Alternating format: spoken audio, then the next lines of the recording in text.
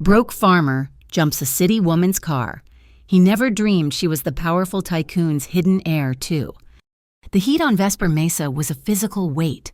It pressed down on the cracked New Mexico soil, baking the life from the sparse yucca and turning the air into a shimmering mirage. Elias Hart, 38 years old and worn older by the drought, heard the sound before he saw the source. It was the frantic, useless click, click, click of a dying battery, a sound that carried too easily over the single ribbon of asphalt cutting through his barren land. He squinted from the porch of his listing farmhouse, his gaze falling on a charcoal-gray coupe stopped dead by his mailbox. It was a sleek, low-slung thing that belonged in a city garage, not on a road coated in pulverized sandstone. A woman was standing beside it, one hand on her hip, the other jabbing at a portable jump starter that looked like it had come from a catalog. Elias let out a low sigh, the sound lost in the wind. He grabbed the heavy-duty jumper cables from the bed of his rusted pickup, the ones that had never failed him, and started the long walk down his driveway. She looked up as he approached, her body tensing. He couldn't blame her. He was a big man, and the sun and debt had carved deep lines into his face. He wore faded denim and a sweat-stained shirt, a stark contrast to her. She was 29, maybe, and looked like she'd stepped out of an office building and into a dust storm. She wore a tailored business skirt, but she'd had the sense to swap her heels for a pair of dusty athletic sneakers. "Battery?" Elias asked. It wasn't really a question. "It would appear so," she said. Her voice was crisp, educated, and held the faint, sharp edge of someone used to giving orders, not asking for help. She gestured impatiently at the small plastic box in her hand. "This thing is useless." Elias didn't comment. He just nodded toward her hood. "Pop it." She fumbled with the latch for a moment before he gently nudged her aside and found it himself. The engine bay was pristine, a maze of black plastic and steel that looked alien compared to his own truck's greasy, self-repaired guts. He worked in silence, his movements economical.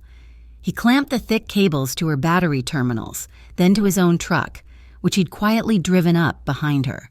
He spoke with the brevity of a man who spent most of his days alone, in the car. "Try it now." She slid into the driver's seat, the expensive scent of leather and faint perfume cutting through the smell of dust and dry vegetation. She turned the key. The engine hesitated, coughed, then roared to life with a smooth, powerful hum. "Leave it running for at least 20 minutes, Elias said, already disconnecting his cables. "Right, of course. Thank you." She climbed out, grabbing a sleek leather purse from the passenger seat.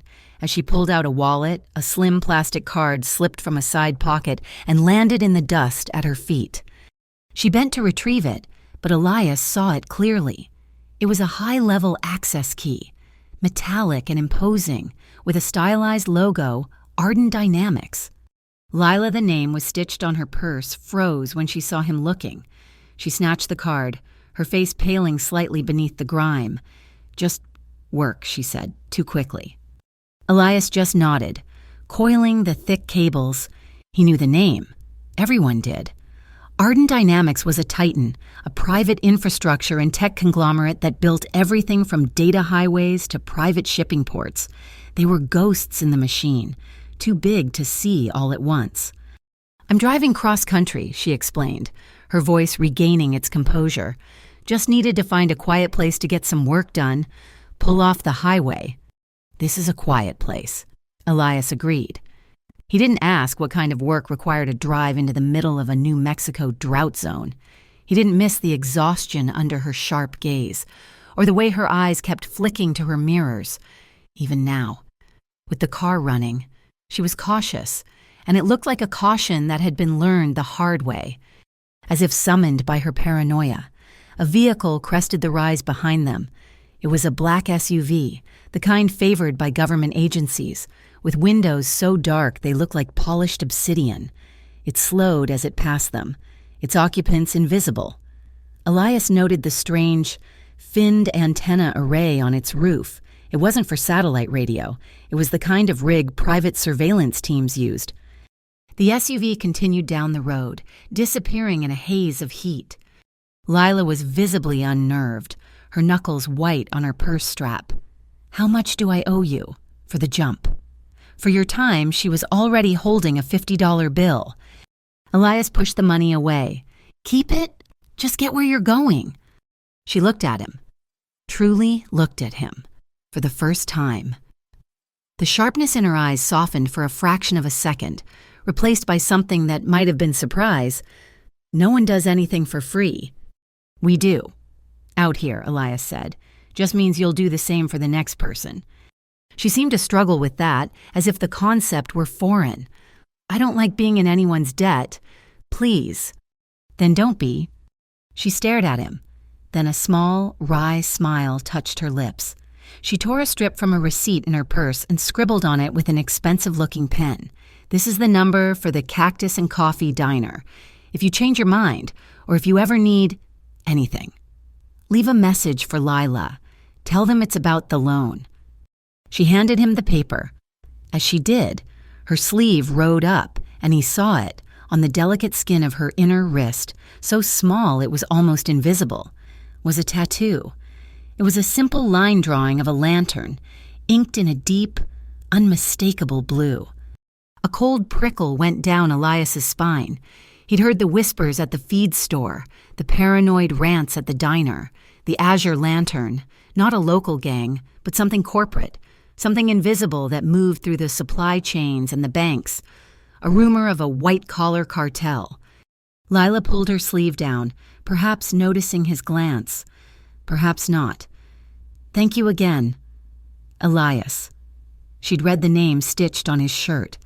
She got into the car, the door closing with a heavy, expensive thud. The coupe pulled away, its tires spitting gravel, and soon it was just another shimmer on the horizon. Elias walked back to his farmhouse, the $50 bill she'd tried to give him representing more fuel than he could comfortably afford this week. The encounter left a strange taste in his mouth, a mix of city perfume and desert danger. That night, the heat refused to break. Elias sat at his kitchen table, nursing a lukewarm water, the bills spread out before him. His phone buzzed with a new email. It was from the bank, a courtesy notification. His operating loan, the one he'd taken out for seed and fertilizer that the drought had turned to ash, had been sold. The new creditor was a company he'd never heard of, Sunline Banking Trust. The terms, they informed him, had been revised due to the increased risk profile of his collateral. A penalty interest rate was being applied immediately. They were giving him 30 days to clear the balance, or they would begin foreclosure proceedings. 30 days. He stared at the screen, the blood draining from his face. It was impossible. It was a death sentence for the farm that had been in his family for 3 generations. He shut the laptop, his hand shaking slightly. He decided then that tomorrow, first thing, he'd haul the old irrigation pump into town.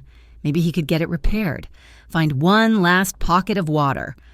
But as he tried to force his mind to focus on motors and gaskets, his thoughts kept drifting. He thought of a charcoal gray coupe, a woman with tired, cautious eyes, a black SUV with a surveillance antenna, and the small, blue lantern tattooed on her wrist. Lila Arden returned the next morning, just as Elias was wrestling the dead irrigation pump onto the bed of his truck. The Cactus and Coffee was Vesper Mesa's only gathering spot, and he'd been hoping to catch a local mechanic there before heading to the supply store. Her coupe, now washed and gleaming, looked even more alien parked next to his rust-pocked pickup. She found him at the counter, a plate of untouched eggs cooling in front of him. She'd swapped the skirt for expensive, dark-washed jeans and boots that looked like they were meant for fashion, not function. "Elias," she said, sliding into the booth. "Ma'am?" He didn't look up from his coffee. "I still owe you for the jump. I told you, we're square." "We aren't," she insisted. She set a tablet on the Formica table. "I'm doing some preliminary research for a sustainable agriculture initiative. Water reclamation in arid zones." The words sounded rehearsed, smooth. "I'd like to buy the replacement parts for your pump. Consider it a consultation fee. I need to understand the practical hardware failures farmers are facing. Elias finally looked at her, his gaze skeptical. A consultation fee for a broken pump. Before she could answer, the small television mounted in the corner of the diner, perpetually tuned to a 24-hour news network, caught her attention. A sharp-suited anchor was speaking over a graphic of a stylized A. Breaking news in the financial world, the anchor said. Sources confirm Magnus Arden, the reclusive CEO of Arden Dynamics, is planning a massive and unexpected restructuring of the conglomerate's logistics and tech divisions. Elias watched Lila.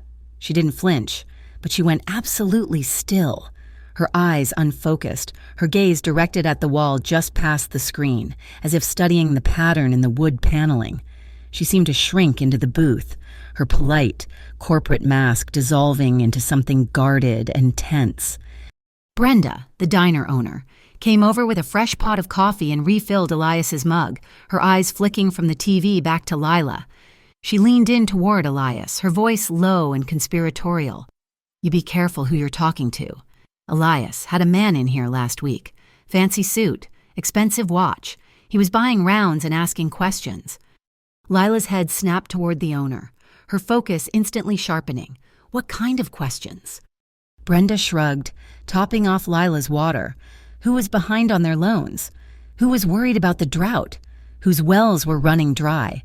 Said he was a risk assessor for an insurance firm. Felt more like a vulture to me. Tipped 50% on a $3 coffee. Lila's jaw tightened. She turned back to Elias. The pretense of sustainable agriculture vanishing.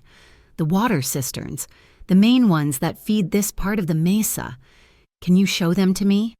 That's restricted utility land. I know, she said. I need to see the infrastructure. Please, Elias, it's important. The 30-day notice from Sunline Banking Trust felt like a stone in his gut. He didn't trust this woman, but she was a disruption. And right now, his quiet life was killing him. My truck, it's not far. They drove in silence for 10 minutes, his truck rattling on the washboard county road as he turned onto the unmarked dirt track that led to the utility station. He checked his mirror, a black speck on the horizon, moving too fast, kicking up a plume of dust. We've got company, he said, his voice flat. Lila looked back. The black SUV from yesterday. The blood drained from her face, but her fear was immediately replaced by a cold, controlled anger. Stop the truck, now. Here in the open. Stop. He slammed the brakes, and the truck skidded in the loose gravel. Before the dust had even begun to settle, she was out, grabbing her purse. Come on, leave the truck. Walk fast, stay low. Where are we going, he demanded, following her.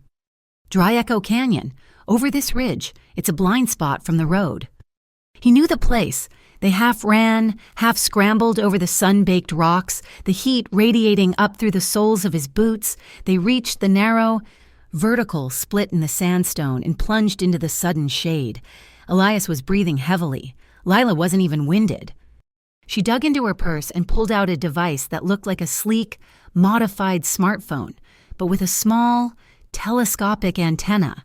She powered it on, and the screen filled with scrolling frequency bands. Elias stared, dumbfounded. What in the hell is that?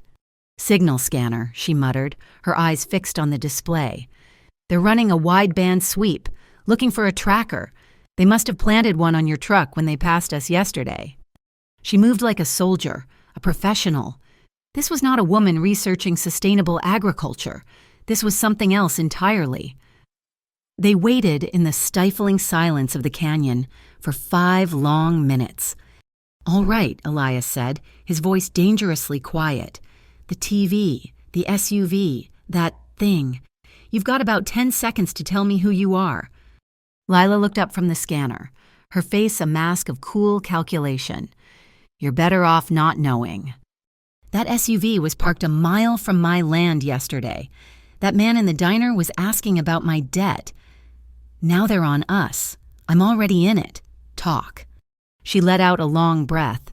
There's a project, a data highway, a massive fiber optic line for high-security data transfer. They want to run it through this desert where there's no electronic interference. But to secure the line, they need total control of the land on either side, buffer zones. So they find farmers who are already underwater. And they send in a bank like Sunline to push them out, Elias finished, the realization hitting him like a physical blow. They buy the land for pennies on the dollar, Lila confirmed. So you work for them, you're one of the vultures. Her eyes flashed with anger. No, not for them anymore. Before he could respond, a high-pitched, mechanical whine cut through the air. It was faint, but growing. Both of them looked up. High above the canyon rim, a black quadcopter drone hovered, its camera lens swiveling, pointing directly at them. Lila didn't flinch. She didn't hide. She simply raised her device, aimed it at the drone, and Elias heard a faint ping as she tapped the screen. "What did you just do?" "Marked its broadcast coordinates," she said grimly. "I know where it's reporting. We need to go. Back way." That night, the heat lingered in Elias's house. He sat in the dark, the foreclosure notice on the table, his old landline phone, the one he only kept for emergencies, suddenly rang, its shrill cry splitting the silence. He picked it up. "Hello?" A voice, synthesized and unnervingly polite, came through the line. "Mr. Elias Hart. We represent an investment group with an interest in the Vesper Mesa region. We understand you may be facing some recent financial hardships." "Who is this?" "We are prepared to offer you, in cash, the full remaining balance of your loan, plus an additional 10% for your trouble, a clean break. You have 24 hours to consider the offer." The line clicked dead. He was still standing there, the receiver in his hand, when headlights swept across his living room. Lila's coupe pulled into his driveway, the engine cutting off. She got out and walked up to the porch, her face pale in the moonlight. She must have seen the look on his face. "What happened?" "I just got an offer," Elias said, his voice hollow. "To buy the farm, enough to cover the Sunline debt and then some." "What did you tell them?" she asked. "They didn't give me a chance. They hung up. But I'm not selling. This is my land." Lila looked past him, out at the vast, dark expanse of yucca and dust that he was about to lose. "Elias," she said, her voice quiet but heavy, "by refusing, you just confirmed you're an obstacle, not an asset. You're not just a farmer with a bad loan anymore. You're officially on their map." She stayed. The anonymous, threatening offer had erased any pretense of her leaving. The next morning, Elias found her in his dusty workshop, examining the new, low-cost saline water filter he'd bought with his last $50 of credit. It was a cheap, stopgap measure, but it was all he had. "I can help," she offered, picking up the instruction manual.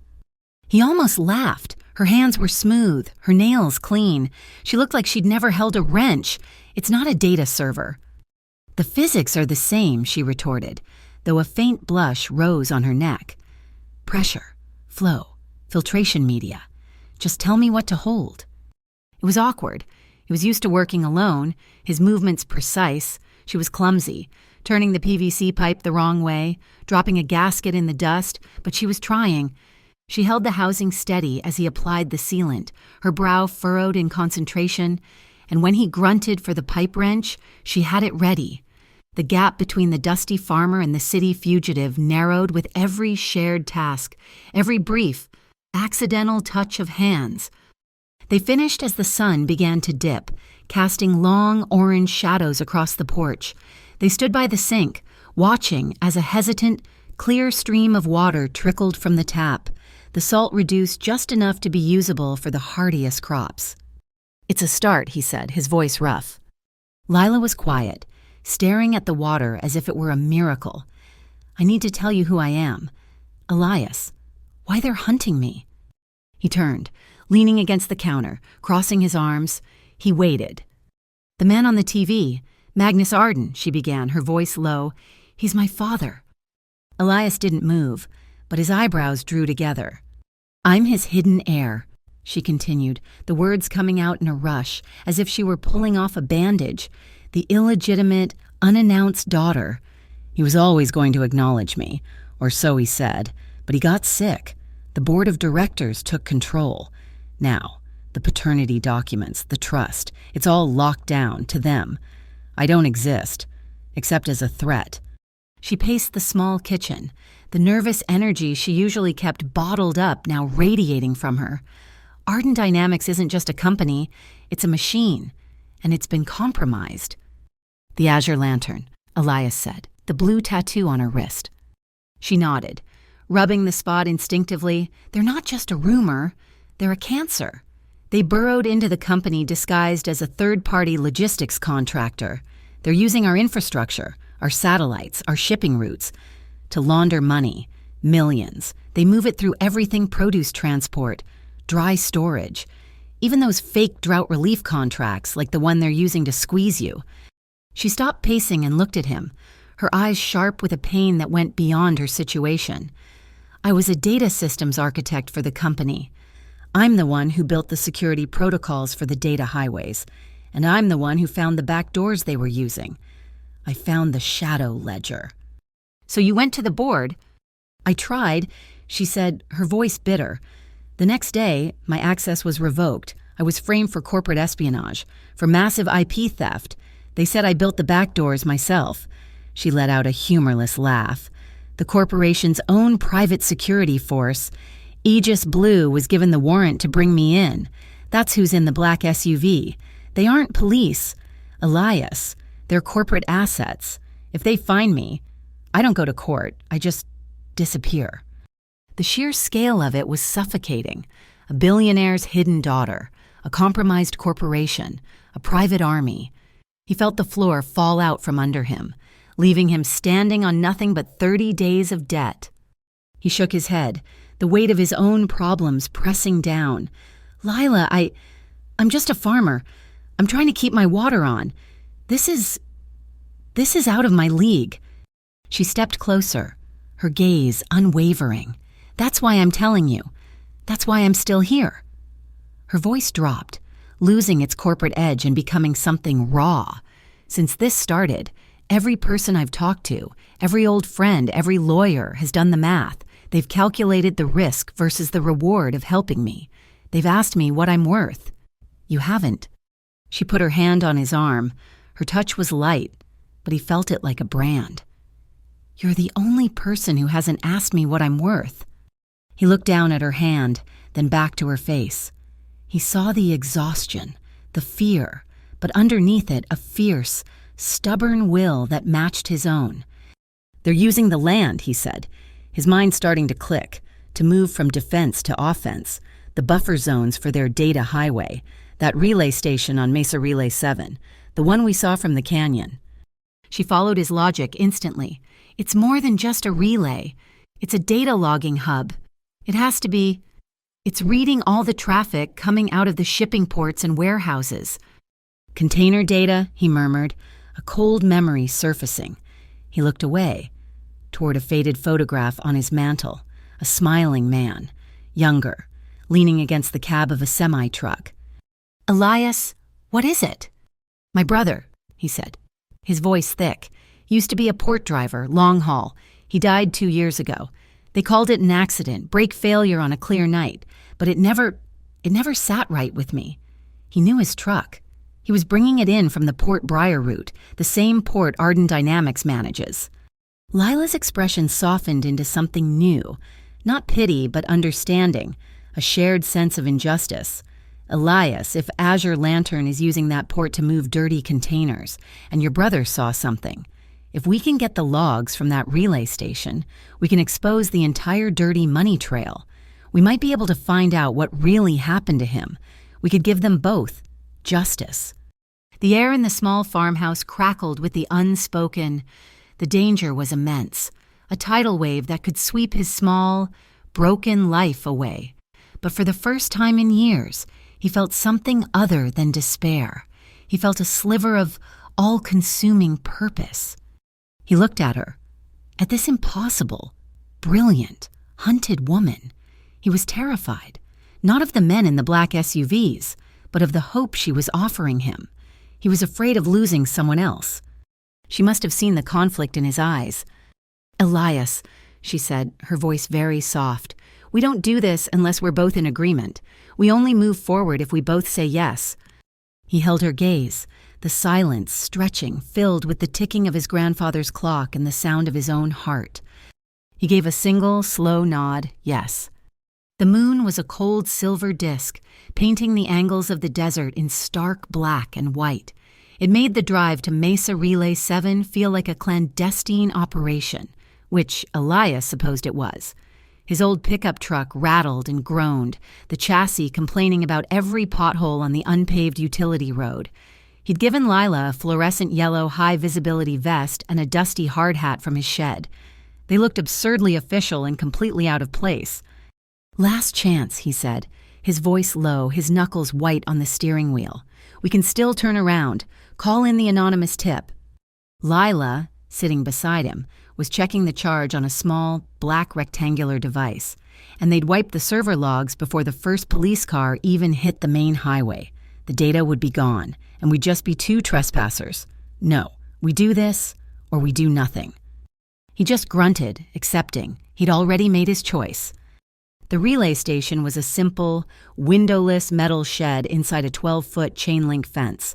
A single, humming transformer provided the soundtrack to the night. Elias cut the engine a quarter-mile out, and they walked the rest, the crunch of their boots on the gravel sounding like gunshots in the silence. The lock on the gate was heavy-duty. Elias was about to put his bolt cutters to it when Lila brushed him aside. She pulled a small, strangely shaped piece of white plastic from her pocket. It looked like a malformed key, something fresh from a three-dimensional printer. She slid it into the high-security lock, jiggled it once, and the shackle popped open with a quiet snick. Elias just stared. "You're full of surprises."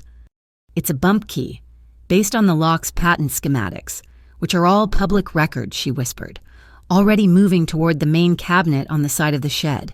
She used a similar tool on its reinforced lock. The heavy steel door swung open, revealing a tidy, terrifying brain of blinking lights. "Standard data pass through," she murmured, her eyes scanning the racks. "Standard power. Standard. There." She pointed to a single module at the bottom, the only one with no manufacturer's label, just a black, anodized face. "That's our parasite. It's a secret duplexer. It's reading everything that passes through here, copying it, and forwarding it to a hidden server." "Can you stop it?" "Stopping it alerts them. We need to copy the copier." She produced the black box device. "This will attach to the service port and record every byte of data it's sending. It'll take about 90 seconds to get the handshake. I just need to—" Elias grabbed her arm, his grip like a vice. "Headlights." Lila froze. Elias pulled her back, closing the cabinet door to a slim crack, and peered around the edge of the shed.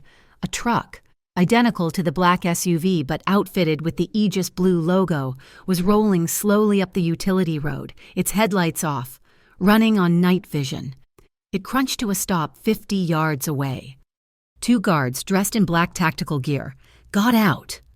"They're early," Lila breathed, her voice tight with the first real panic Elias had seen. "The maintenance schedule I pulled said 3 a.m. "Stay here. Stay in the shadow. Don't move," Elias commanded. He pulled the brim of the hard hat low and stepped out into the moonlight, his high-vis vest practically glowing. He strode toward them, his boots heavy, projecting annoyance. "About time you guys showed up. You were supposed to be here an hour ago." The two guards stopped, their hands hovering near their sidearms. They were corporate security, but they had the stance of soldiers. "Who the hell are you?" the lead guard asked. "Elias Hart, contractor," Elias said, tapping the plastic hard hat. "We got a priority 1 alert about a critical power leak at this node. Sent up from the regional office. You're the backup." The guards exchanged a look. "We're the primary patrol. There's no power leak alert on our log." "Well, your log's busted," Elias said, injecting a note of rural belligerence. "We got the call straight from the FCIO. They said this whole grid's leaking juice like a sieve. Said if we don't get it grounded, it could blow the whole Mesa's comms. That's a Federal Commerce Integrity Office flag. Boys, I don't get paid enough to argue with them." The fictional agency name hung in the air, It sounded just plausible enough to make the guards hesitate. FCIO, the first guard said, "We don't report to them. Show us your work order." "It's on the dash of my truck, and my partner's verifying the ground fault right now. You're compromising my diagnostic window." Lila chose that moment to step out, her own vest on, holding her device like it was a complex electrical meter. "The fault's not in the main relay. Elias, it's in the secondary pass-through. The one you flagged." "See," Elias said to the guard. The lead guard wasn't buying it. He stalked past Elias, his eyes on Lila. "I need to see your credentials. Both of you. Now, and that," he said, pointing at the device in her hand. "What is that?" "Standard issue multimeter," Lila said, her voice smooth as ice. The guard held out his hand. "Give it to me." He stepped closer, his flashlight beam playing over her. He grabbed her arm to look at the device. His gaze fell on her wrist, where her sleeve had ridden up. The beam tightened on the small, blue lantern tattoo. The guard's entire body changed. The casual suspicion vanished, replaced by a sudden, lethal focus. "Azure," he hissed, his hand dropping from her arm to his holster. Elias didn't wait. He drove his shoulder into the man's chest, a farmer's strength blow that sent the guard staggering back into his partner. "Run, Lila, run." She didn't hesitate. She bolted, not for the truck, but for the rocky gullies behind the shed, just as they had planned. Elias was right behind her. A shot rang out, a sharp crack, and rock chips exploded from the stone to Elias's right. This way, Elias yelled, grabbing her hand and pulling her into a darkness she couldn't have seen. He knew this land. He'd hunted coyote here his entire life. He led her down a steep scree slope, sliding more than running, into a narrow, dark crevice in the rocks.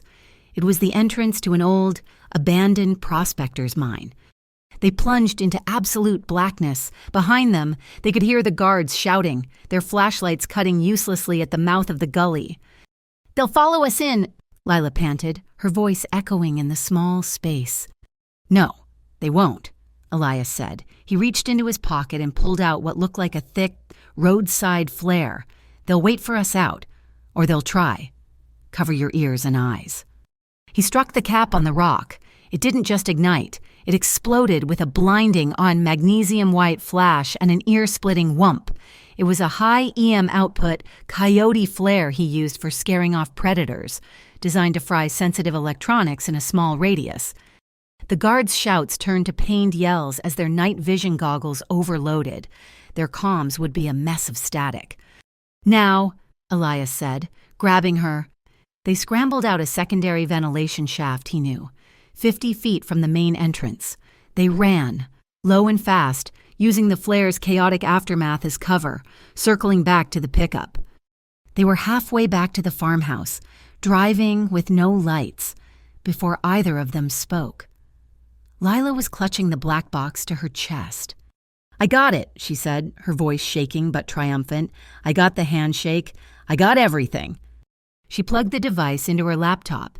As the data downloaded, a secondary program she was running pinged. A small, red dot appeared on a map of the farm. "Elias," she said, her voice dropping, "when they passed your truck at the canyon yesterday, they didn't just look, they tagged it. A magnetic tracker. It had been broadcasting their location for the past day. The flare had probably fried it, but the last signal it sent was from Mesa Relay 7, and before that, for 8 hours straight, from his farmhouse. They knew where he lived." Elias pulled the truck into his darkened workshop, the 30-day foreclosure notice seeming like a distant, almost petty concern. He was in this, all the way. He killed the engine and looked at her in the dim moonlight.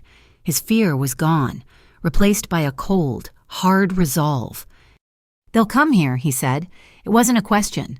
They'll come here to get that data and to silence us. We can run. Elias, take the data and go to the press, to a different agency." He shook his head, looking at the house his grandfather had built. "No, I'm done running. This is my land. If they're coming here, we attack first. We make our stand here." Lila looked at him, the shadows carving deep hollows under her cheekbones, but her eyes were bright. A slow, genuine smile spread across her face. It was the first one he had ever seen. "You just said we," she said. A strange, metallic scent preceded it, then a sound Elias had not heard in months, the tap-tap-tapping of rain. It was not a storm, but a rare, hesitant dust rain, just enough to beat on the workshop windows and turn the dry earth dark. They were inside, the tension of their decision still hanging thick in the air. The adrenaline from the relay station had faded, leaving them exhausted and exposed. The old saline filter, taxed by their earlier test, had sputtered and quit. Now, soaked to the skin from the sudden shower, they were working by the light of a single bare bulb to replace its core. The work was close. The space was tight. Lila's hair was a dark, tangled mess, plastered to her forehead. His own shirt was a damp second skin, smelling of sweat, rain, and old machinery. He held the housing while she tried to seat the new filter. Her hand slipped on the wet plastic. "Damn it," she whispered, her voice a frustrated sigh. "Here," Elias said, his voice rough. He reached past her, his bare arm brushing hers. He took the filter, his large, calloused hands dwarfing it, and set it into the housing with a single, practiced motion. You just have to line up the notch. She didn't move back. She was standing so close he could feel the warmth radiating from her, a damp heat that contrasted with the cooling, rain-filled air. He could count the individual, rain-darkened eyelashes on her downcast eyes. The only sound for a long moment was the steady, rhythmic drumming of the rain on the tin roof. She looked up. Her eyes met his, and in that look, the pretense of farmer and architect, of fugitive and savior, dissolved. They were just two people, trapped and tired, in a small, bright circle of light in the middle of a vast darkness. Slowly, as if in a trance. Lila raised a hand. Her fingers were smudged with grease. She touched his face, her thumb gently brushing a streak of black oil high on his cheekbone. Elias went perfectly still. He hadn't been touched like this, with such simple, unthinking tenderness, in years. His entire body tensed, a reflex born of loss and loneliness. He saw the flicker of uncertainty in her eyes, the moment she thought she'd misread everything. Her hand started to pull away. He caught her wrist. His hand was rough against her skin, calloused and hard from a life of work. Her skin was soft. He didn't pull her. He didn't demand. He simply held her, his thumb rubbing the same spot on her wrist where the blue lantern was hidden. He let go of her wrist and brought his hand up, cupping the side of her neck. He felt her pulse. A frantic bird. Beneath his palm, he put his other hand on her shoulder, a solid, grounding weight. He saw her eyes flutter, her lips part on a breath she seemed to have forgotten to take. He lowered his head slowly, giving her every second to pull away. She didn't. The first kiss was not a collision. It was a promise. It was warm, deep, and unhurried. It tasted of rain and salt in the metallic tang of the air. It was a question and an answer all in one, a long, slow recognition. Lila made a small sound in the back of her throat, a sound of surrender, and her body, so often tense and ready to spring, went soft against him. A slight tremble ran through her. Her hands, which had been frozen at her sides, came up, her fingers tangling in the damp hair at the nape of his neck, pulling him closer. He broke the kiss, but only by an inch. He rested his forehead against hers, his eyes closed. His breathing was ragged. He could feel her own uneven breath against his mouth. "Lila," he whispered, his voice hoarse. "Are you sure about this?" For an answer, she just nodded, her forehead still pressed to his, her hands tightened, her nails grazing his skin. It was all the confirmation he needed. He kissed her again, and this time there was less gentleness and more need. He backed her against the workbench, his body shielding her from the cold, his mouth tracing a line from her jaw to the hollow of her throat. He found an old wool blanket, still folded on a long, worn-out bench where he sometimes napped during harvest. He pulled her down with him, the rain on the roof providing a rhythm. It was a tangle of limbs and damp clothes, of whispered confessions spoken against skin. He told her about his fear of the 30-day notice, and she told him about the terror of being hunted by her own name. He traced the delicate line of her collarbone with one finger, his touch so rough and yet so careful. He felt her breath hitch and saw her arch into his hand. She responded by grabbing the front of his shirt, pulling him down, and kissing him with a desperation that shattered his control. She wrapped her arms around his waist, holding him as if he were the only solid thing in a world that was falling apart, pressing her body into his. The workshop door, which had been opened just a crack, swung shut in a sudden gust of wind, the latch clicking into place, the rain hammered down, a sudden fierce downpour. From the corner, a loose can of nails, rattled by the wind, tipped over and clattered loudly onto the concrete floor. It was followed, a second later, by a shared, sudden, stifled sound of laughter in the dark. The next morning, the rain had passed. The desert air was washed clean, sharp and bright, in the first light of dawn. Elias woke on the narrow bench, his arms stiff. Lila was asleep, her head on his chest, her hand still clasped tightly in his. Her face, in sleep, had lost all its sharp, defensive edges. She looked young and peaceful. He watched her for a long time, the weight of what they had done and what was to come, settling on him. She woke slowly, her eyes blinking open, registering the unfamiliar ceiling, the weight of his arm, the wool blanket. She didn't jump, she just looked at him. A long, quiet, searching look. The resolve in her gaze was back, but it was different now. It was no longer just her fight. "I've been decoding the black box data," she said, her voice soft in the morning quiet. "I know who to take it to." Elias, smoothing a stray strand of hair from her face, waited. "Not the feds. Not yet. They're too big, too compromised by Arden's lobbying. We need a targeted unit, the Western Corridor Crime Directorate, the WCCD. They're a regional task force. Small, hungry. And they've been trying to build a case against the Azure Lantern for years. This," she tapped the black box, "this is their holy grail." Elias nodded, his mind already calculating the fuel he had left, the route, the risks. He sat up, pulling her with him. He stood, then offered her his hand. She took it. He pulled her to her feet, steadying her when she swayed. "Santa Aurelia," she said. "That's their main field office. It's a 3-hour drive, if we're lucky." Elias looked at the tracker he'd ripped from the undercarriage of his truck, now lying useless on the workbench. He looked at the door. "Then we'd better go," he said. "Whatever happens. Lila, I'll drive." Before they could leave, Lila said she needed to make one more call. She used a burner phone and a complex voice-over internet protocol that bounced her signal, in her words. Through 3 continents, she was contacting a lawyer, an independent she'd trusted in Port Briar, the massive private harbor that Arden Dynamics controlled at a software level. Elias worked in the shed, reinforcing the doors, while she talked in low, coded tones from the porch. After an hour, she came inside, her face pale. "It's worse than I thought," she said, wiping a hand over her face. "My lawyer did some digging. Sunline Banking Trust, the company that holds your note. What about them? It's a shell, a ghost corporation. He traced its funding back, and it's 100% capitalized by the same holding company that pays the contractor, Azure Lantern."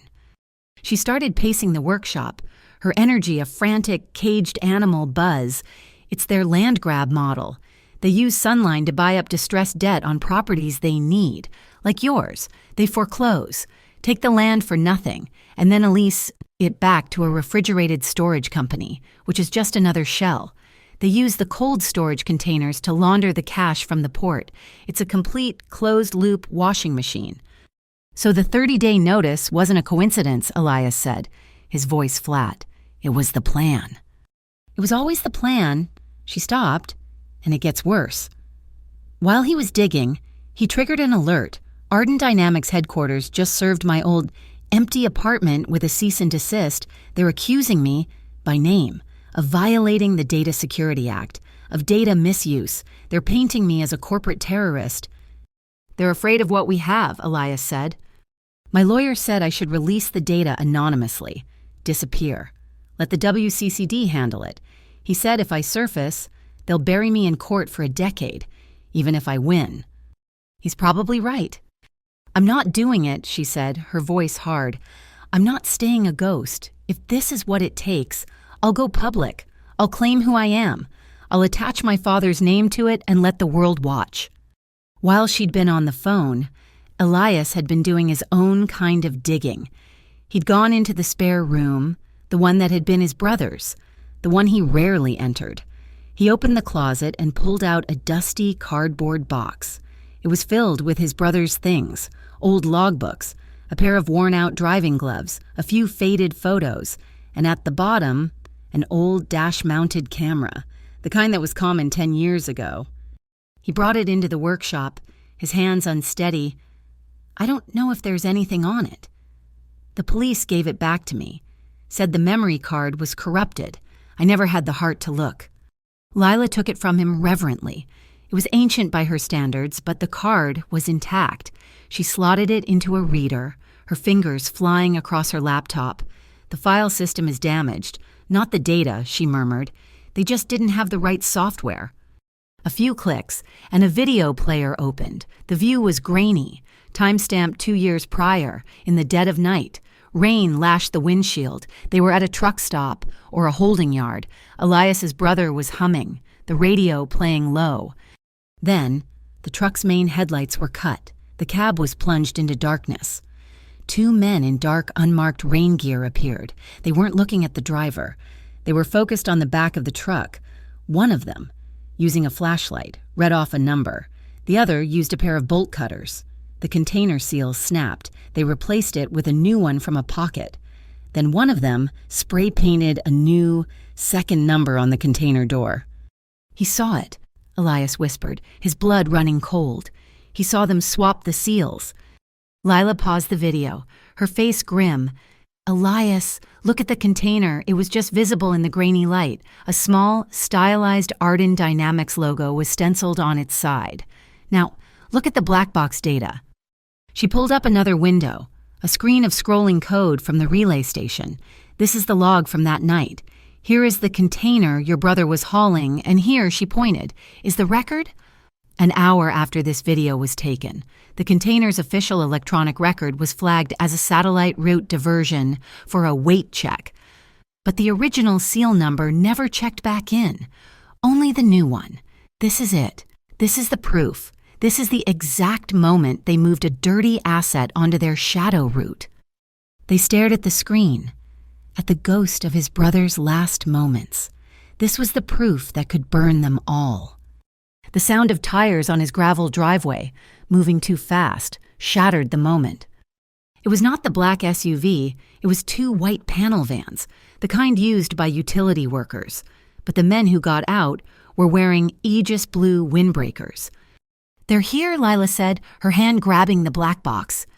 Not a raid, Elias said, his mind racing, his eyes on the men. They're not tactical. They're on a fishing trip. They're pretending. Go. Out the back, into the storm cellar. Now. I'm not leaving you. You're just not being seen. Go.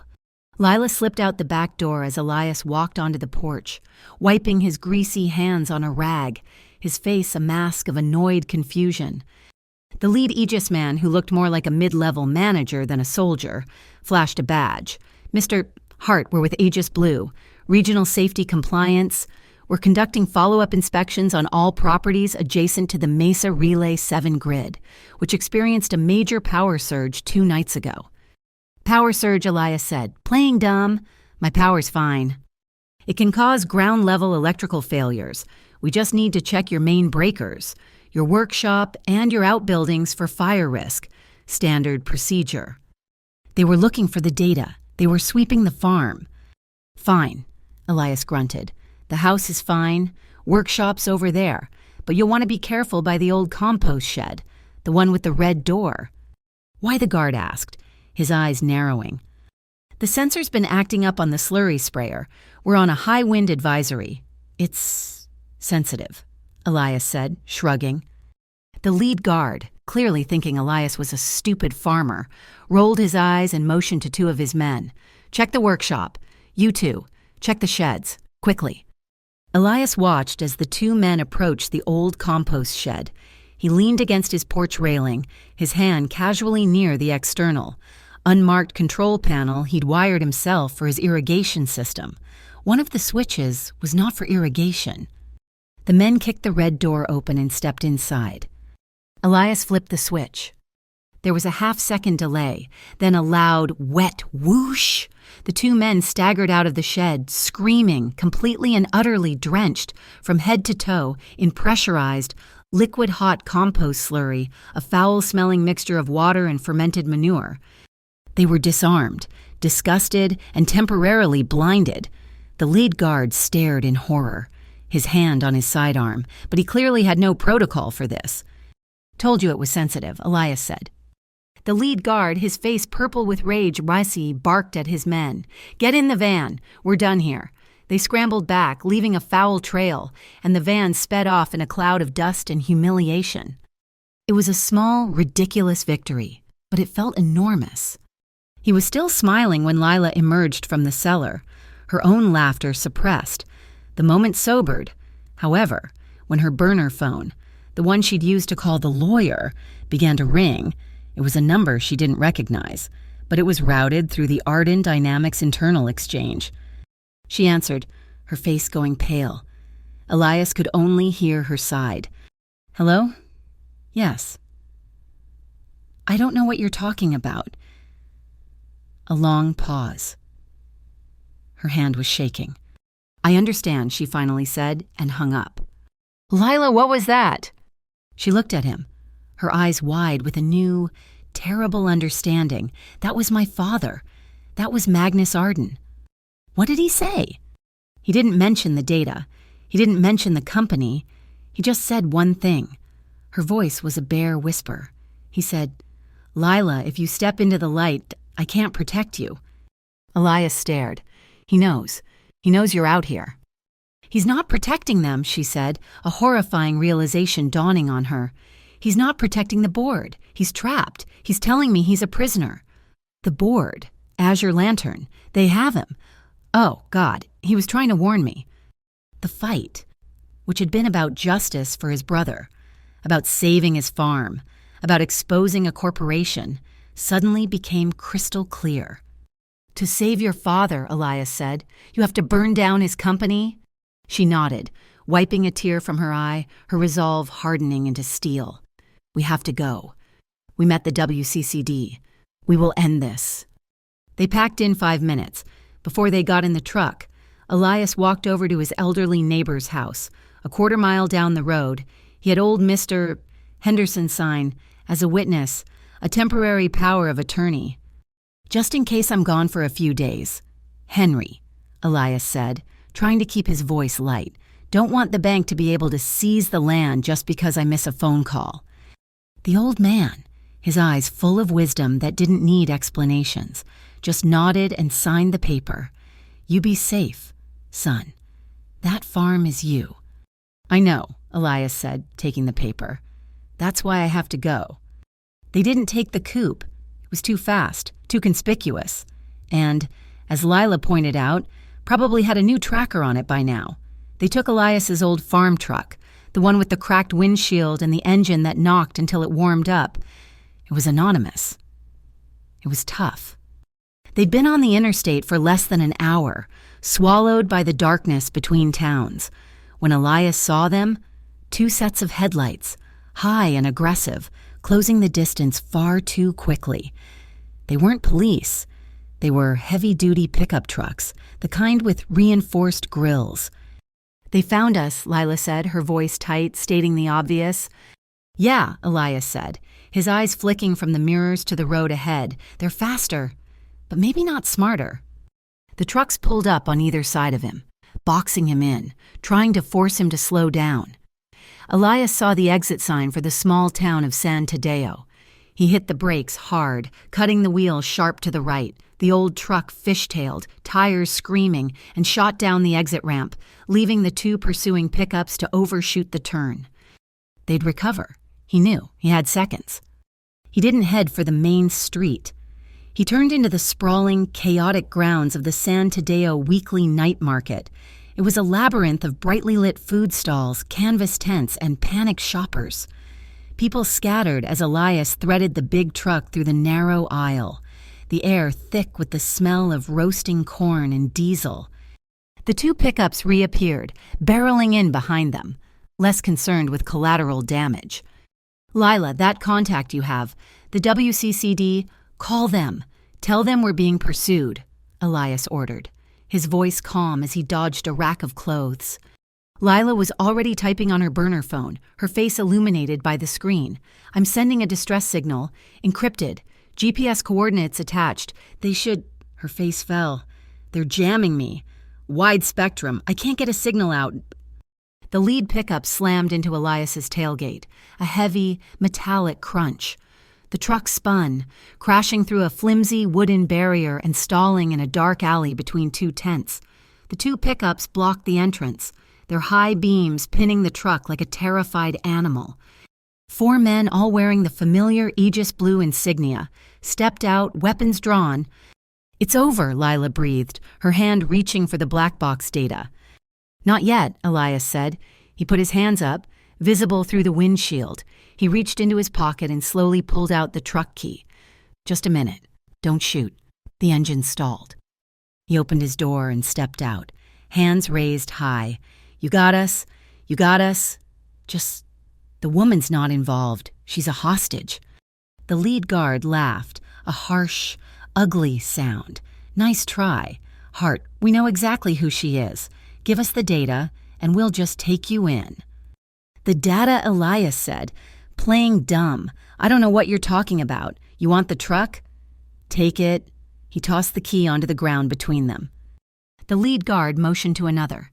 "Check him. Check the truck." But as the guard bent to pick up the key, a different engine roared to life, not from the alley, but from the main market street. The pursuing guard spun around, confused. A third truck, identical to Elias's, suddenly peeled out from behind a large taco stall, its lights off, and rocketed out of the market, heading back toward the interstate. "It's a decoy. He set us up," the lead guard roared. "All teams, pursuit. He's in the other truck." In their panic, they assumed Elias had a partner. The 4 men scrambled back into their pickups and tore off after the ghost. Elias grabbed Lila's hand. "Go, go, go!" They didn't go toward the market. They ran deeper into the alley, bursting out the back into a deserted industrial area. It was the old rail yard and packing district. "What was that?" Lila panted, as they ducked behind a stack of pallets. "My old remote start kit," Elias said, a grim smile on his face. "Used it to move my truck when the transmission was bad. I just needed a line of sight. They've got my spare key and they're chasing an empty truck." They ran through the shadows, the sound of sirens now in the distance. They found what they were looking for, a row of abandoned, refrigerated shipping trucks, left to rust by a defunct logistics company. Elias pulled the heavy door on one. It groaned, but opened. "In here, we wait." They climbed into the pitch-black, metallic interior. It was freezing, the residual cold clinging to the insulated walls. Lila, still in her thin shirt, began to shiver almost immediately, her teeth chattering. "Here," Elias said.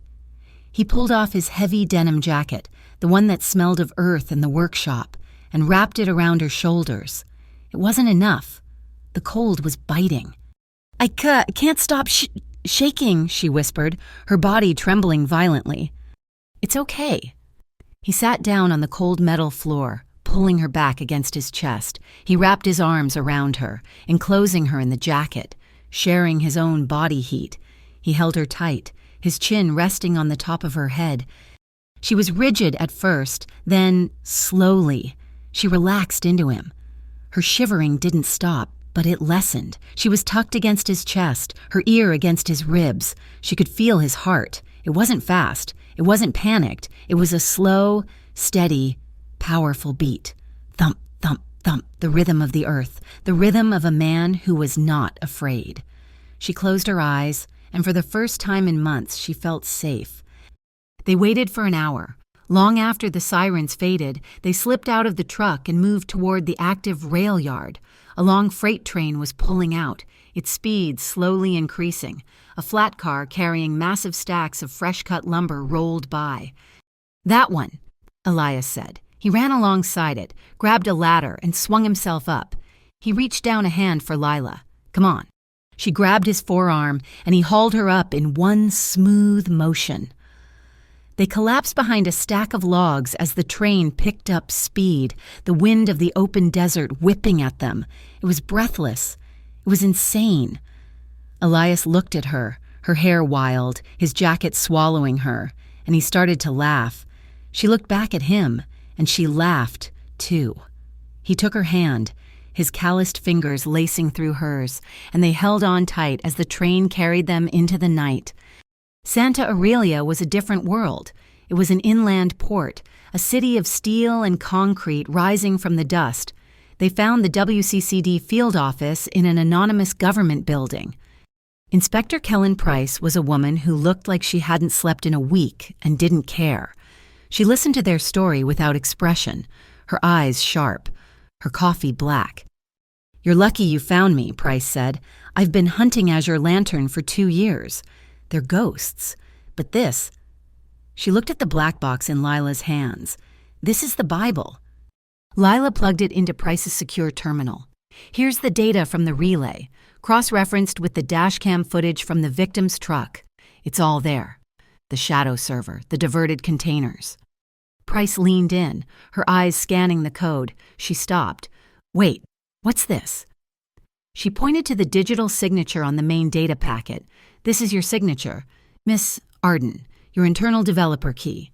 "Yes," Lila said. "It proves I had access. I was the architect. I told you."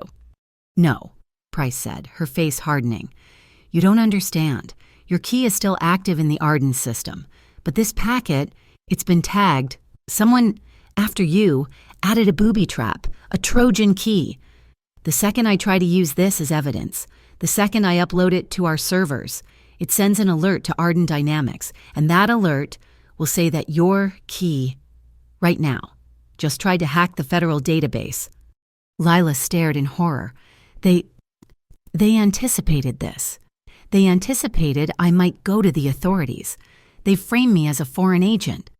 "If I file this, you, Miss Arden, will be charged with espionage, and your farmer friend here will be an accessory.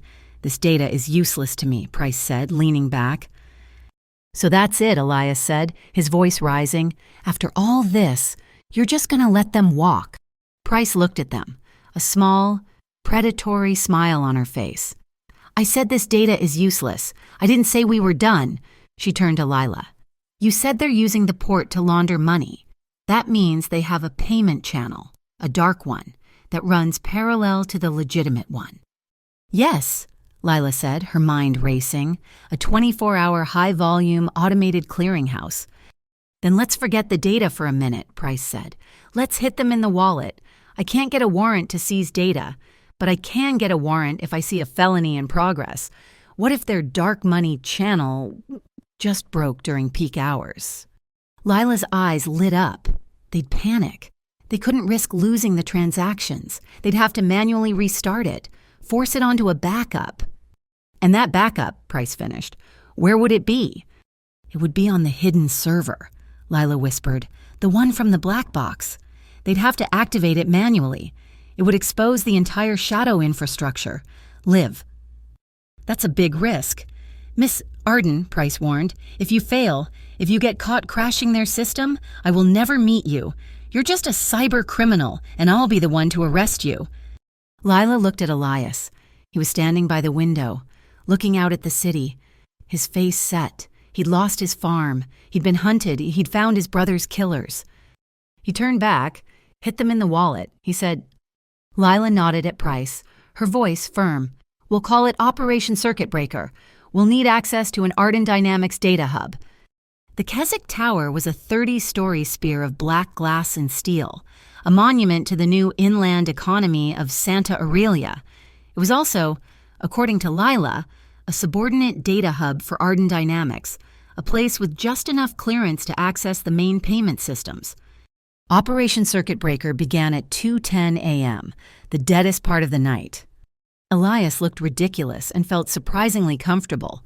He wore a set of greasy gray overalls Price had requisitioned, a heavy tool belt sagging at his hips.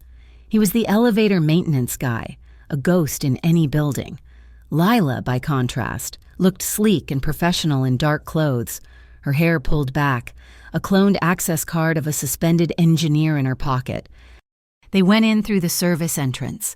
Elias's nod to the sleepy guard was just boring enough to be authentic. The freight elevator rumbled as it climbed. "You know how to pick a lock with that thing?" Lila whispered, eyeing his tool belt. "I'm a farmer," Elias said. "Everything I own is 30 years old and breaks on a schedule. You learn to open things that don't want to be opened." The 24th floor was a cold, dark server room, the only sound a high, unified hum. Lila moved with a terrifying balletic precision. She jacked into a service port, her laptop screen a blur of code. "I'm in," she murmured, sending the false flag to Aegis at Port Briar, a full system breach at the main loading dock. That should pull the majority of their overnight security team. She typed for another 30 seconds, and sent. They're on the move. "Now for our part," Elias said. He located the manual override console for the backup servers, a heavy, locked-down steel box on the wall. It was exactly where Lila's schematics said it would be. He took a tiny, button-sized device from his pocket, a pinhole camera, provided by Price. He disguised it as a loose washer on a bolt head directly opposite the console's keypad and retinal scanner. "Camera is set, transmitting live to Price," he whispered. "Good," Lila said, moving to the main storage cluster. "Because I'm about to break the bank." She held up a small USB drive. "This isn't just a crash, it's a fault bait packet. It'll corrupt the payment ledger in a way that looks like a high-level hack. The only way to fix it in time, to stop the loss of millions in dark money, is to force a reboot from the shadow server." She slotted the drive, "Cover your ears." She didn't mean for a sound. She hit the enter key. For a second, nothing. Then, a series of catastrophic, out-of-sync clicks echoed through the room as racks of hard drives desperately tried to compensate. Red lights began to flash on the server status boards. Then, the main alarm, a deafening, digitized shriek. "That's our cue," Lila said. "They have 90 seconds before their automated systems fail and the real panic sets in." A wall-mounted screen reserved for high-priority internal communications flickered to life. The face that appeared was older, gaunt and powerful. Magnus Arden. He was in a hospital room, an oxygen tube clipped to his nose, but his eyes were sharp as shards of glass. "All data center operations, freeze! This is a lockdown. Code 1, Magnus's voice boomed, overriding the alarm. Lila froze, her hand still on the terminal. "I see you." "Lila," he said, his voice softer, but carrying. The main camera in the room swiveled to focus on her. "I traced the anomalies. Clever. Using the old maintenance overrides. I taught you those." "They have you," Lila said, her voice shaking with rage and fear. "You're a prisoner." "I am handling the board," he said, his voice sharp. "But this is anarchy. You're burning it all down. Stand down, withdraw now. Let me fix this. Let me protect you."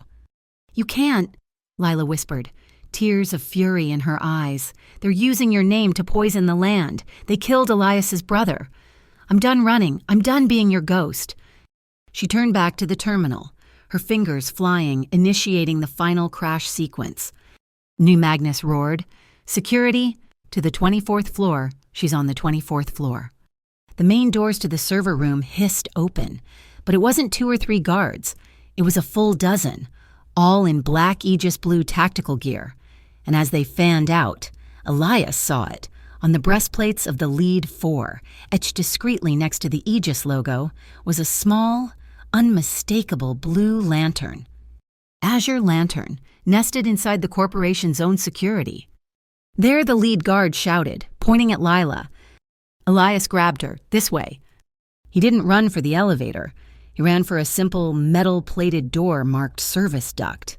It was locked. He jammed a long, flat piece of steel from his belt into the jamb, put his shoulder to it, and the lock splintered with a crack of wood and metal. He shoved Lila through.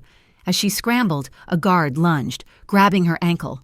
She screamed, a sharp cry of pain. As she was yanked back, Elias turned, grabbed a heavy CO2 fire extinguisher from the wall, and smashed it into the guard's helmet.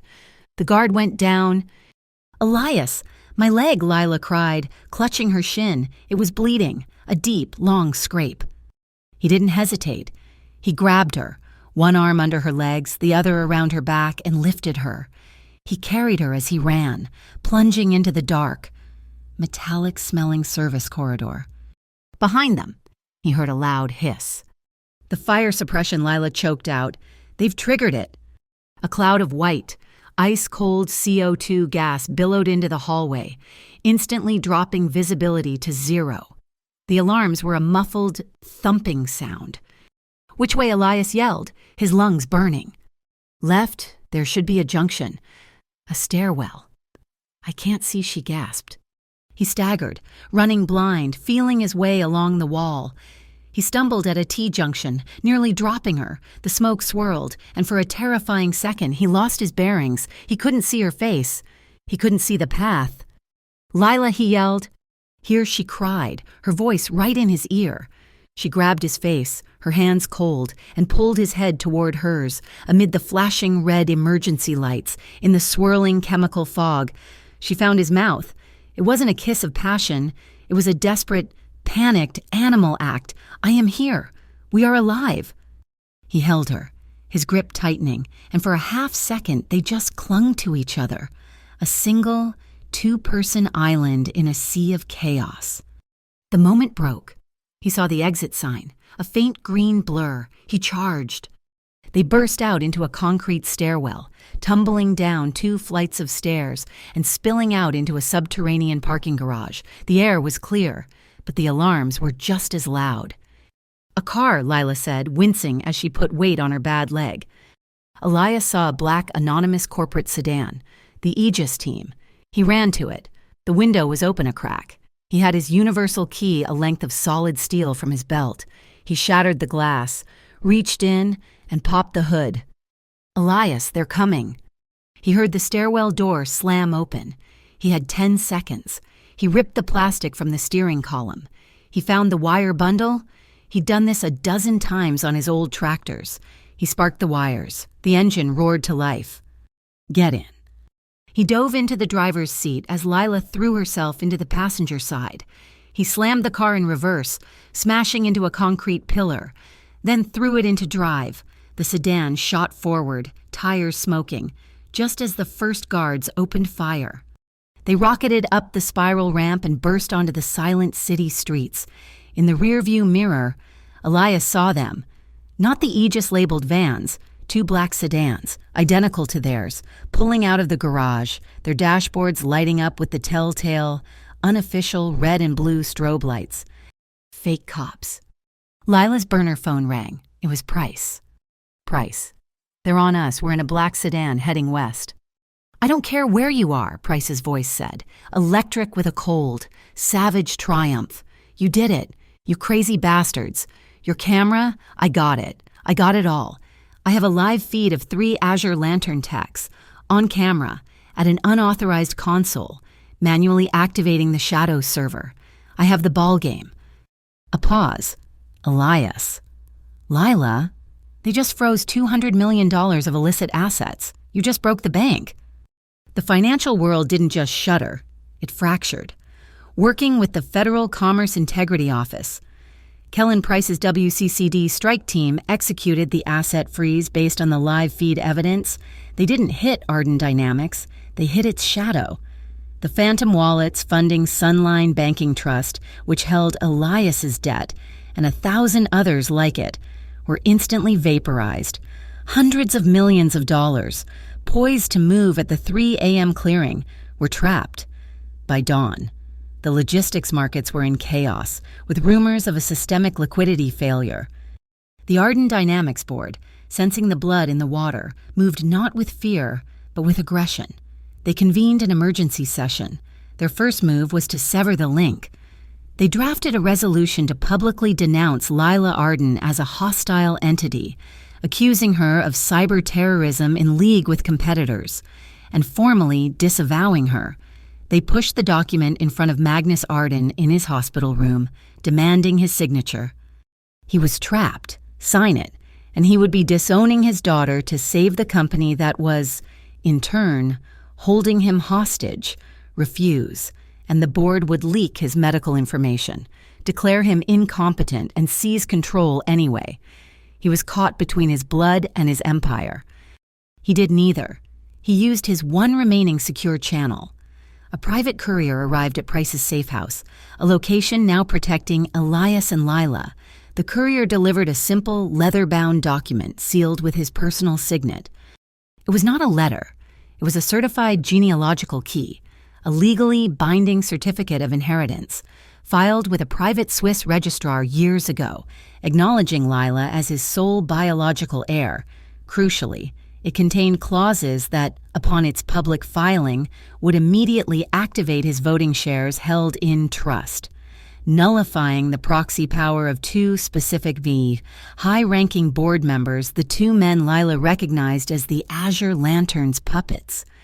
She stared at the document, her hands shaking.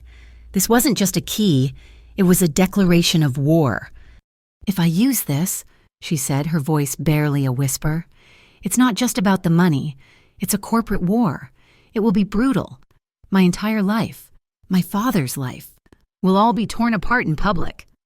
Elias, who had been cleaning a piece of borrowed equipment, stopped. He walked over, his boots quiet on the floor.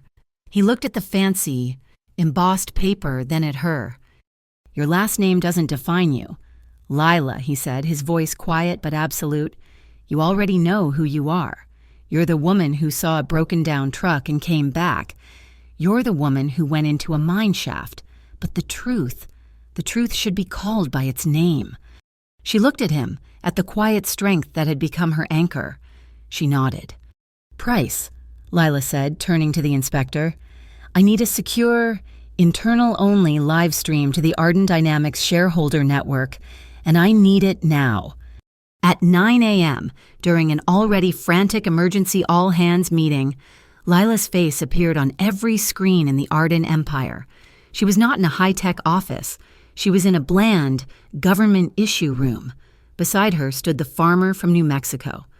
She didn't shout. She didn't accuse. She simply held the genealogical key up to the camera and read its provisions.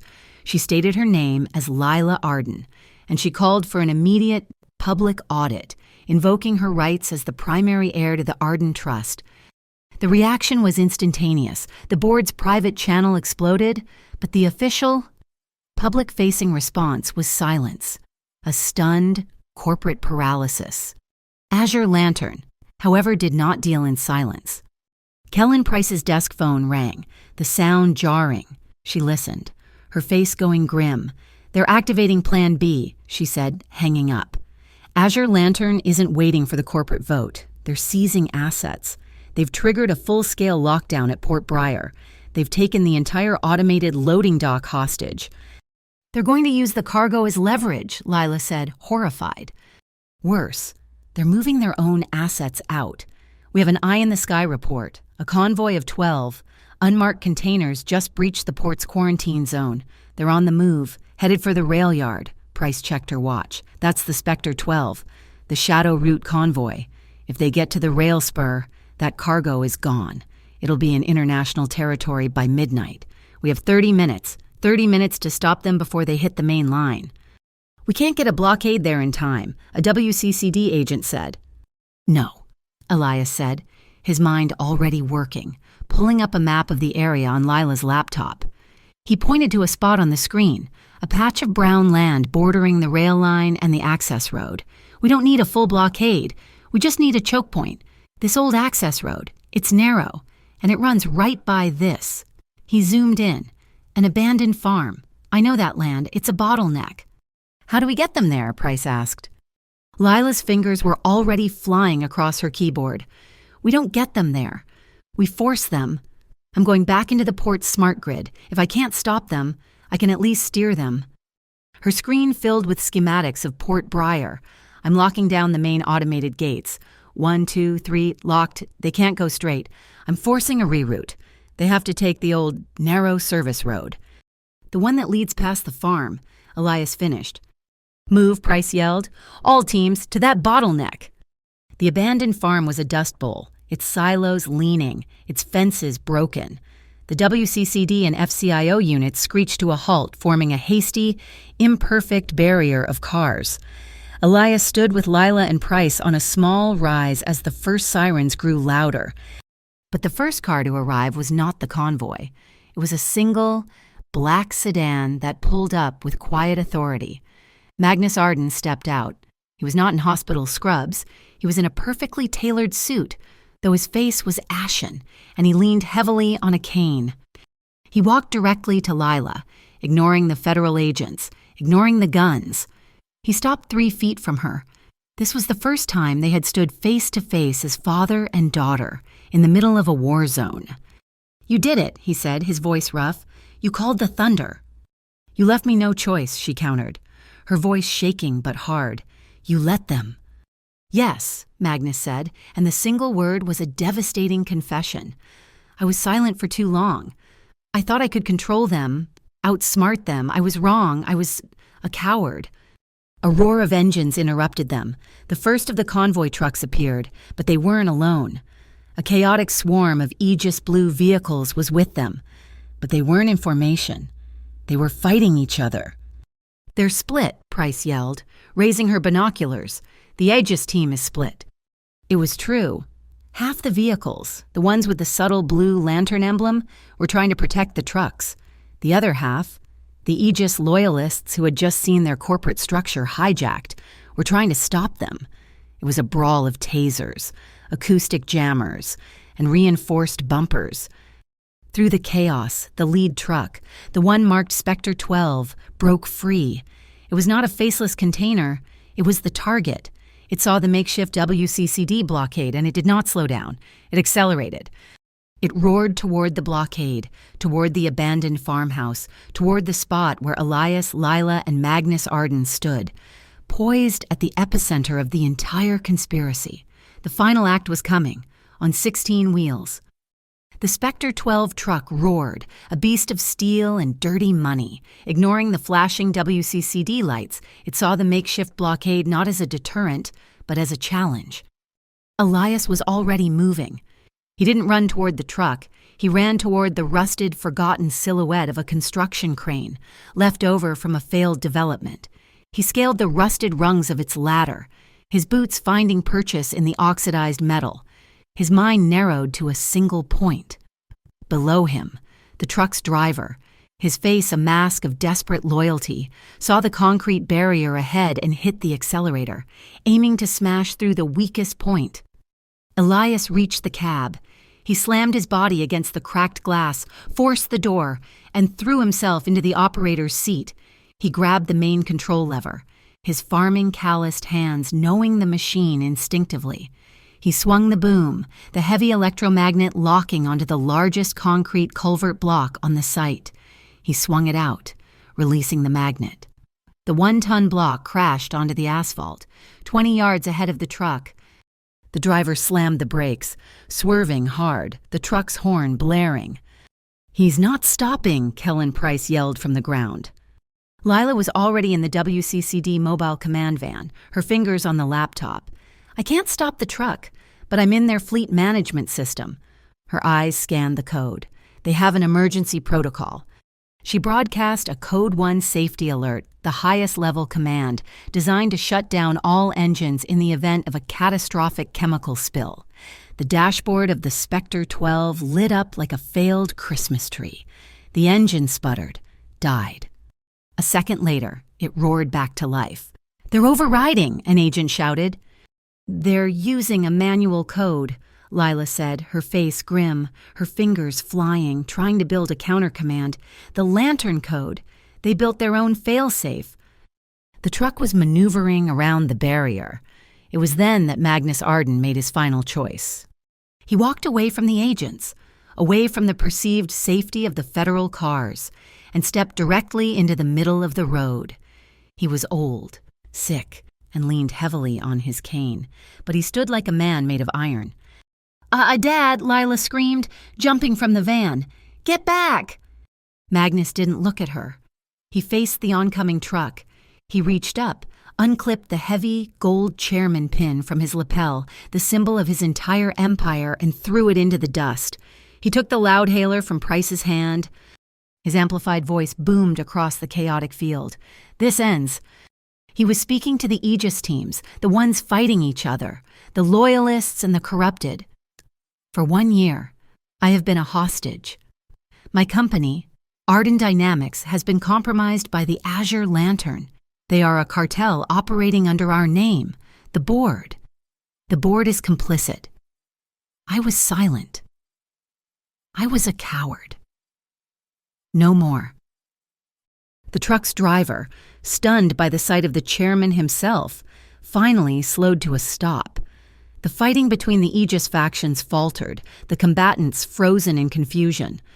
Into this vacuum, Kellen Price and the FCIO tactical team swept.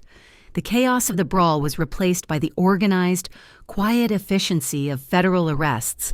"WCCD FCIO warrants are active," Price yelled. "Drop your weapons, all of you." The battle was over.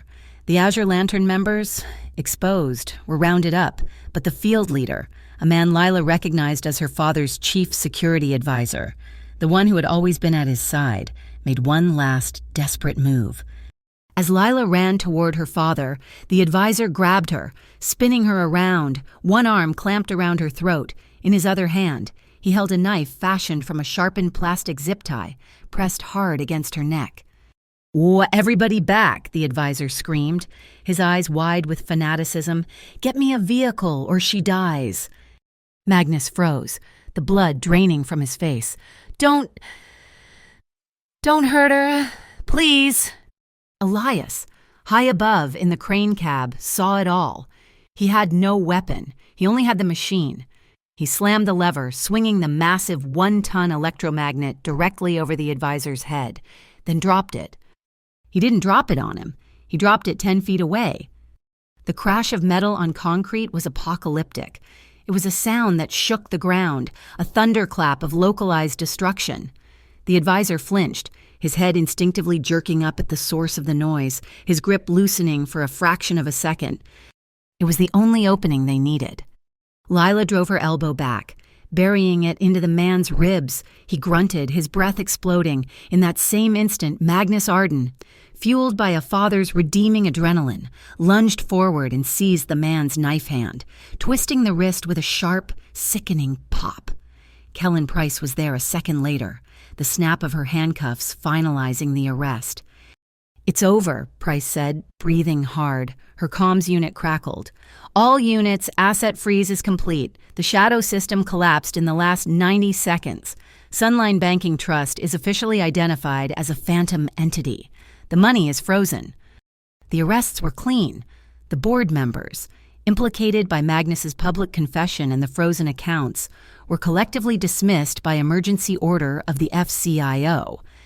2 days later, Lila Arden stood before the internal media of her father's company. She was flanked by Elias. "My name is Lila Arden Hart," she said, claiming his name as her own. "Arden Dynamics will be restructured. We will be transparent. Our infrastructure will be rebuilt to serve legitimate commerce, starting with priority contracts for the independent farm coalitions of the Western Corridor." The restitution fund, the first act of the new board, cleared Elias's debt completely. He was offered a new contract, not a predatory loan, but a sustainable partnership. The noise of the port had faded. The federal agents were finishing their work. Elias climbed down from the crane cab, his hands, he noticed, shaking. Lila met him at the bottom. She didn't speak. She just walked into his arms. He held her, his face buried in her hair, smelling the dust, the adrenaline, and her. She pulled back, her hands no longer trembling, framing his rough, stubbled face. They kissed, It was not the desperate, rain-soaked kiss of the workshop, nor the panicked, smoke-filled kiss in the service corridor. It was slow, deep, and final. It was the kiss of two people who had run as far as they could and had, at last, found a place to stand. It was no longer a chase, it was a choice. The epilogue was written in the quiet actions that followed. Magnus Arden stepped down, pleading guilty to corporate negligence and cooperating fully with the investigation. The Azure Lantern's main line was cut, its roots poisoned by the light. A month later, a light rain fell on Vesper Mesa. It was the first real rain of the season. The air smelled of wet earth and creosote. Elias Hart and Lila Arden Hart stood on the porch of the farmhouse, watching the sky. He took her hand, a brand new windmill, the one she'd ordered, spun lazily in the clean, wet wind. The future had started with the click, click, click of a dead battery, a debt that couldn't be paid. It had been saved by a farmer who jumped a city woman's car, and a love that jumped the gap between two worlds. Thank you so much for listening to this story. We would love to know where in the world you are listening from. Please comment below and share your thoughts. Make sure to subscribe to Mafia Boss Story, like this video, and support us by hitting that hype button so this story can be heard by even more people.